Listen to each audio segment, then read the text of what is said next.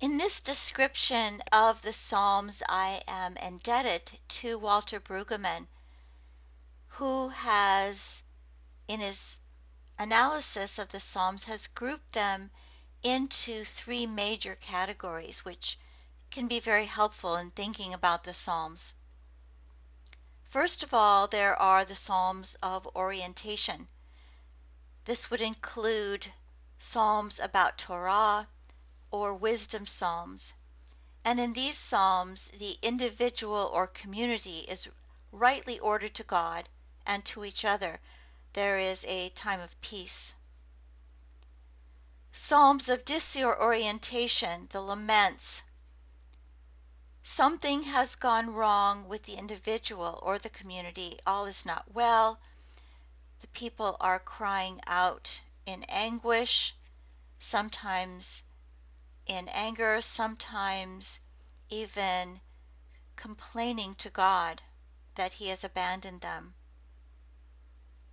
The third category are Psalms of Reorientation, where the people or the individual are rescued and restored and therefore express their thanksgiving and praise. And there's a joyfulness and an exuberance that comes out in these Psalms. We are going to begin with the Psalms of Orientation, and I have chosen this particular one, or at least a portion of it. It would be a very long lecture if we went through all of Psalm 119. And Psalm 119 is in praise of the law of God. Teach me, O Lord, the way of your statutes, and I will observe it to the end. Give me understanding, that I may keep your law, your Torah, and observe it with my whole heart. Lead me in the path of your commandments, your mitzvot, for I delight in it. Verse 39, turn away the disgrace that I dread, for your ordinances, your mishpatim, are good. See, I have longed for your precepts. In your righteousness, your tzedakah, give me life. Let your steadfast love, your chesed, come to me, O Lord, your salvation according to your promise.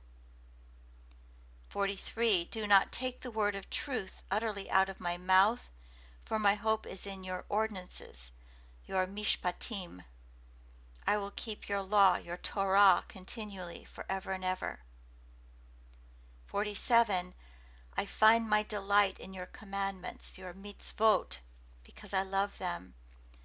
I revere your commandments, your mitzvot, which I love, and I will meditate on your statutes.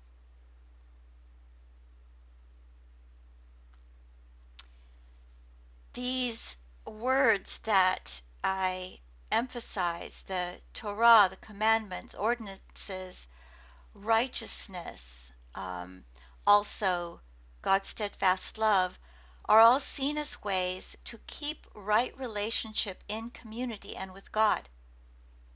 And when something goes wrong, they serve as remedies for getting things rightly ordered again. Let's remember back to Genesis 3 through 11, when Adam and Eve eat of the fruit of the tree of the knowledge of good and evil. Immediately there enters in alienation between humanity and God. They hide from Him. Between the man and the woman, they blame themselves. Humanity and the earth, there will be great toil in working the earth. And what follows after this is a series of violations for which there is no remedy. There's the alienation of brothers in the Cain and Abel story. There's excessive vengeance by Lamech, killing a man for striking him. And there is pervasiveness of wickedness and violence over the whole earth. Corruption of the very earth itself. The solution is the giving of Torah. Torah will restore and safeguard the relationship between God and humanity and relationships within community.